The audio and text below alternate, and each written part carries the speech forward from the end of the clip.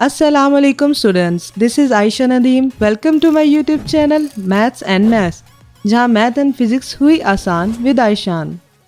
Math series में आज हम एक्सरसाइज 1.3 के बाकी के सवाल सॉल्व करेंगे, जिसमें पहला सवाल है आज की वीडियो का। The weather in Lahore was unusually warm during the summer of 2024, यानी 2024 में जो लाहौर का वेदर है वो थोड़ा सा वार्म है। TV news reported temperature as high as 48 degree centigrade, यानी कि जो टेम्परेचर नोट किया गया है वो 48 डिग्री सेंटीग्रेड है। अब बाय यूजिंग द फार्मूला, इस फार्मूले को यूज़ करते हुए इस टेम्परेचर को फाइंड करना है। Find the temperature as Fahrenheit scale, यानी कि डिग्री सेंटीग्रेड पे उन्होंने दिया हुआ टेम्परेचर, उसको कन्वर्ट करना है फ़ारेनहाइट पे। तो उसके लिए फार्मूला है। अब इसी फार्मूले को हम यूज़ करेंगे। सबसे पहले हम डाटा में लिख लेते हैं, इस तरीके से डाटा लिख लेंगे। डाटा में आ जाएगा टेम्परेचर, ठीक है, जो कि हमारे दिया गया है 48 डिग्री सेंटीग्रेड। तो उसको इसी तरीके से लिख लेंगे सी 48 डिग्री सेंटीग्रेड। उसके बाद जो है टेम्परेचर हमने मालूम करना है, किस में फ़ारेनहाइट स्केल में मालूम करना है। तो इस तरीके से लिख लेंगे कि इसको फाइंड करना है, उसके लिए फार्मूला। अब फार्मूला लगाएंगे। फार्मूले में आ जाता है 9/5 डिग्री सेंटीग्रेड प्लस 32। अब इस जो इसी है इसकी जगह जो है 48 आ जाएगा टेम्परेचर, इस तरह से ब्रैकेट में लिख देंगे प्लस 32। देन ये 9 और 48 को हम मल्टीप्लाई करेंगे। मल्टीप्लाई करने से आंसर आता है हमारे पास 432/5 प्लस 32।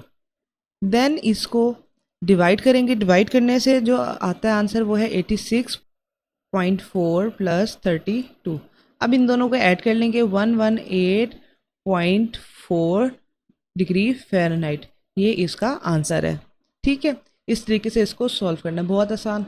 नेक्स्ट क्वेश्चन है the sum of ages of father and son is 32 years, यानी कि इन दोनों की जो सन और फादर की एज का हम टोटल लेना सम, यानी कि ऐड करें, वो 72 बनते हैं।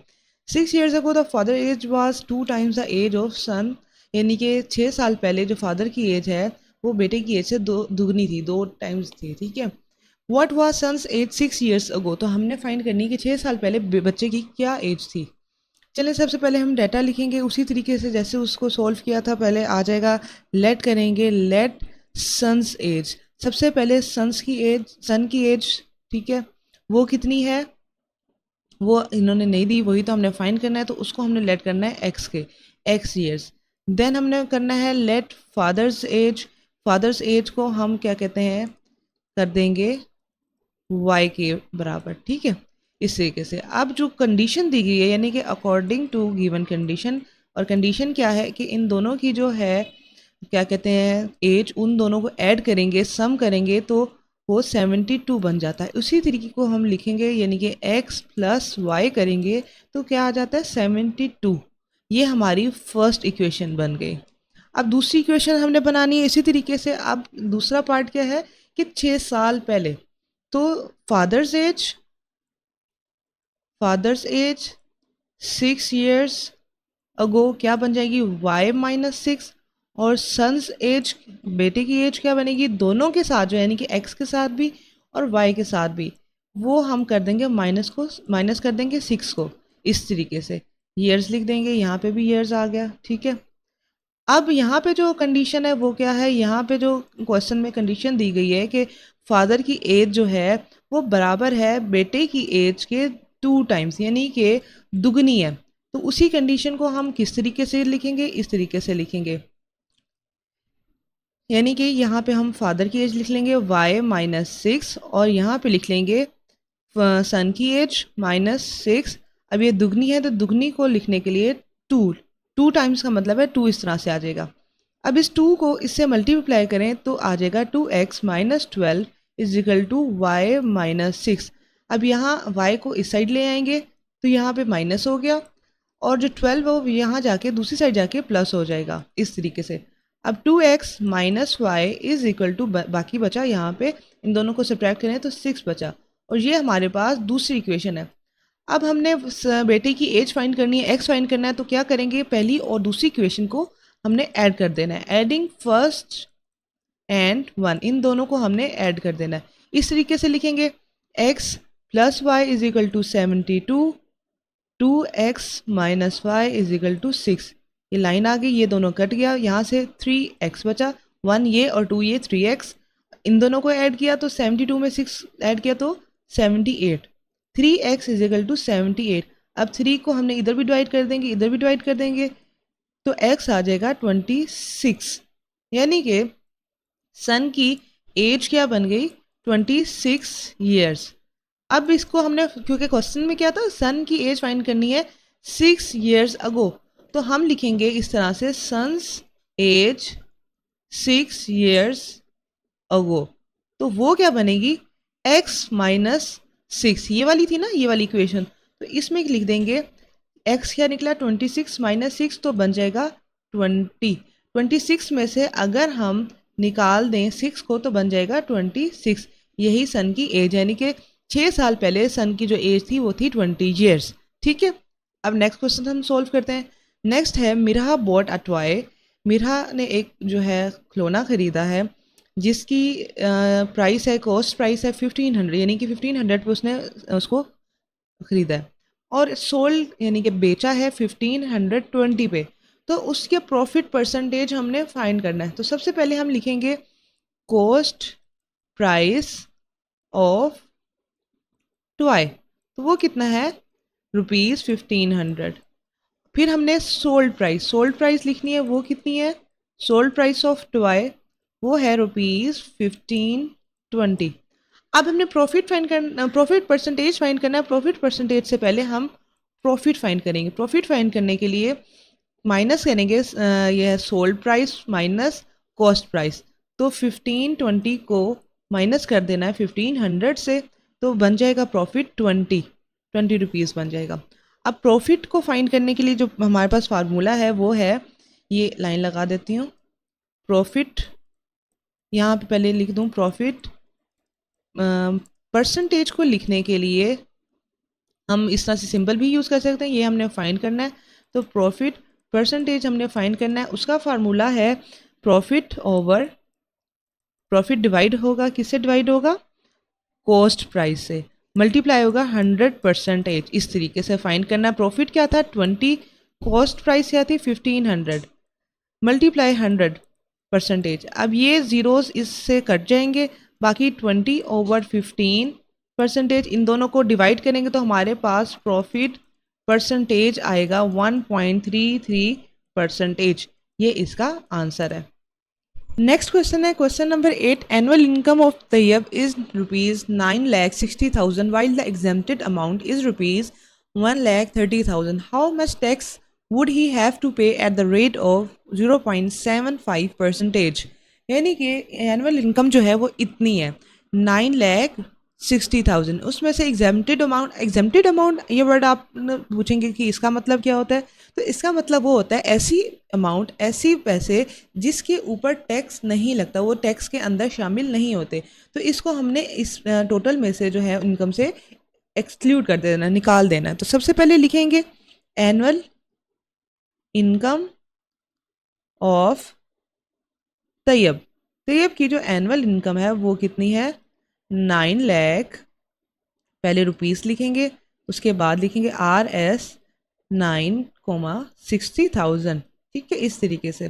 फिर लिखेंगे एग्जेम्प्टेड अमाउंट, यानी कि वो अमाउंट जो टैक्स के अंदर शामिल नहीं होती उसको एग्जेम्प्टेड अमाउंट कहते हैं, ₹1,30,000।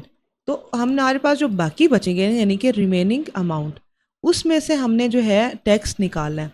अब रिमेनिंग अमाउंट के लिए इन दोनों को हमने क्या कर देना है, माइनस कर देना है, 96,000 माइनस 13,000।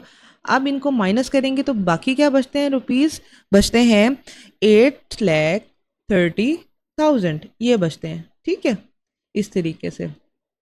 अब इसको ऊपर जो है परसेंटेज जो बनती है वो लगा के हमने निकालनी है कि कितनी अमाउंट टैक्स वो पे करता है। तो सबसे पहले लिखेंगे रेट ऑफ इनकम टैक्स, तो वो कितना है 0.75%।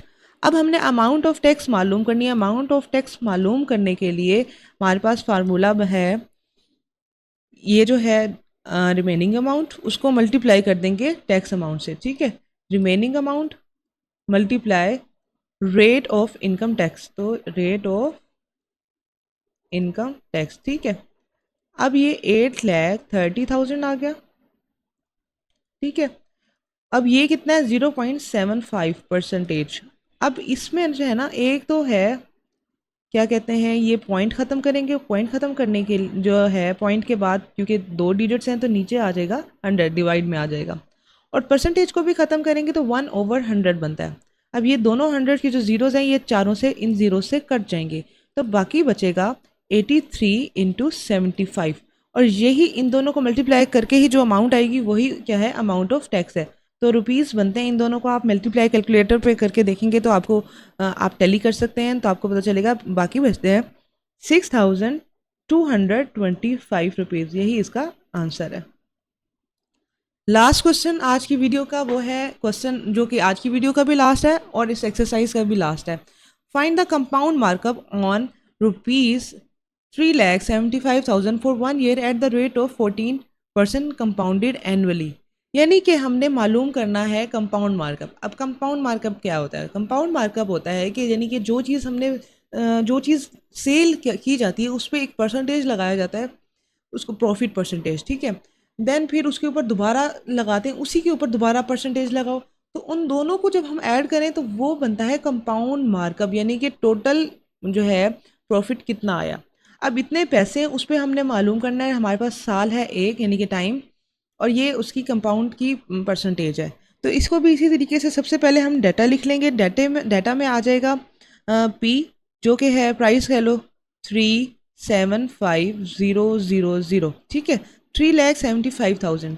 उसके बाद कोमा लगा देते हैं, टाइम कितना है 1 ईयर, 1 साल। फिर कोमा लगा देते हैं। दूसरा है आखिरी जो चीज़ है डाटा में, वो है रेट ऑफ कंपाउंड मार्कअप, यानी कि कंपाउंड मार्कअप की रेट। कंपाउंड का हम सी लिख देते हैं, मार्कअप का एम लिख देते हैं, 14%, ठीक है। अब कंपाउंड मार्कअप फाइंड करने के लिए हमारे पास फार्मूला है, का फार्मूला लिख लेते हैं। कंपाउंड मार्कअप आ गया, फार्मूला है पी, पी लिखेंगे इंटू 1 + पावर आ जाएगी टी, ठीक है, माइनस हो जाएगा फिर से पी। अब इसी तरीके से पी की जगह हमारे पास वैल्यू है 3,75,000, ठीक है। ब्रैकेट में 1 माइनस आर कितना है 14%, ठीक है। इस तरीके से ऊपर 1 आ गया, टी की जगह पे हम 1 लिख देंगे, माइनस 3,75,000 इसी तरीके से आ जाएगा। अब इसको इसी तरीके से लिखना है। सबसे पहले जो होता है ना, ब्रैकेट को सॉल्व करते हैं। ब्रैकेट को सॉल्व करने के लिए आ गया 14/100, ठीक है। परसेंटेज जो है नीचे, परसेंटेज को ख़त्म करें तो 100 से डिवाइड करते हैं, और 1 जो है ख़त्म हो जाता है, क्योंकि 1 का मतलब होता है पावर अगर 1 हो तो सेम टू सेम, यानी कि उसमें कोई चेंज नहीं आता। 3,75,000।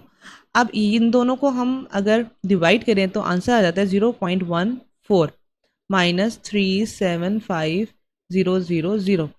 अब क्या करना है, अब इन दोनों को क्या कहते हैं, सॉरी ये मैंने माइनस किया है, यहाँ पे फार्मूले में प्लस था तो मैं प्लस कर देती हूँ। आप लोगों को भी कंफ्यूज हो गए होंगे कि ये क्या हो गया, ठीक है। अभी मैं इनको ऐड करने लगी तो मुझे आया, मैंने कहा ये तो माइनस लिखा हुआ है, चलिए कोई बात नहीं, हो जाता है।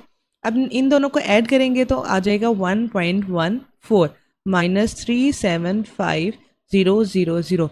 अब ब्रैकेट को हमने सोल्व कर लिया, तो ब्रैकेट जो है बाहर वाले से क्या होगी, मल्टीप्लाई होगी, तो बाकी बचेगा 4,27,500। ये इन दोनों को मल्टीप्लाई करो तो ये बनता है माइनस 3,75,000। अब इन दोनों को हमने क्या करना है, सब्ट्रैक्ट करना है। सब्ट्रैक्ट करेंगे वही कंपाउंड मार्कअप, यानी कि उतनी ही प्राइस है जितना प्रॉफिट बना, माइनस करने के बाद आंसर बचता है 52,500, ये आंसर बनता है। तो ये है कंपाउंड मार्कअप जो इसके ऊपर एनुअली लगा। तो आज की टॉपिक में हमने ये क्वेश्चन जो है सॉल्व किए हैं, कि क्या कहते हैं, क्वेश्चन जो है एक्सरसाइज 1.3 के सॉल्व किए हैं, जो बाकी के रहते थे। और आज की टॉपिक में यही है। So like, share and subscribe to my channel, और कमेंट में बताओ कि आज का टॉपिक कैसा लगा। Thank you.